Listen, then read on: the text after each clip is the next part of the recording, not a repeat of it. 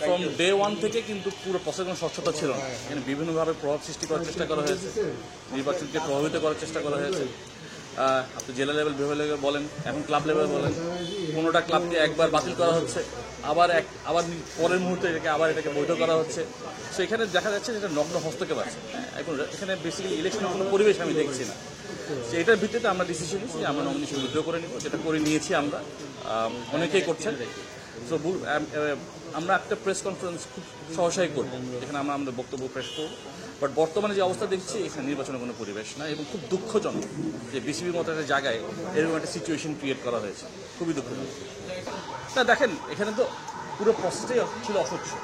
আমরা শুনেছি বিভিন্ন জায়গায় ডিসি এবং অনেক জায়গায় ডিসিদেরকে, যখন জেলা বিভাগ লেভেলে কাউন্সিলর নির্বাচনের কথা আসছে, তখন ডিসিদেরকে প্রভাবিত করা হয়েছে।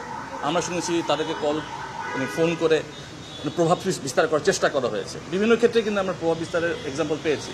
এবং এই যে 15টা ক্লাবের বিষয়, যেটা হিয়ারিং হয়ে 15 ক্লাবকে আবার বৈধ ঘোষণা করা হলো, আবার কয়েকদিন আগে আমরা দেখলাম আবার তাদেরকে বাতিল করা হয়েছে। হ্যাঁ, সো এভাবে তো বেসিক্যালি আমি এখানে দেখছি একটা স্বেচ্ছাচারিতা দেখছি। হ্যাঁ, তো খুবই দুঃখজনক।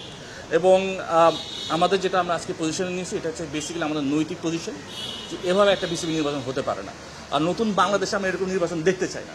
বাংলাদেশ ক্রিকেট বোর্ড, যেটা আমরা মনে করি বাংলাদেশে 18 কোটি মানুষের হচ্ছে বাংলাদেশ ক্রিকেট বোর্ড, সে এরকম একটা নির্বাচন তো হতে পারে না প্রভাব, এবং ম্যানুফ্যাকচার ইলেকশন হতে পারে না। সেটার ভিত্তিতে আমরা আমাদের পজিশন নিয়েছি, এবং আমরা যেটা বলছি, আমরা আমাদের আবার অফিসিয়াল বক্তব্য দিব একটা প্রেস কনফারেন্স করে। দেখেন, সমঝোতা হয় ফেয়ারনেসের ভিত্তিতে, যৌক্তিকতার ভিত্তিতে, এবং এখানে সমতার ভিত্তিতে। ঠিক আছে, একটা অসম যখন একটা পজিশন থাকে, যখন লেভেল প্লেইং ফিল্ড থাকে না, তখন সমঝোতার কোনো প্রশ্ন আর আসে না। এখন পুরো জিনিসটাই প্রভাবিত। কাজে আমরা ইভেনচুয়ালি আমাদের ডিসিশন আজকে নিয়েছি যে এভাবে চলতে পারে না।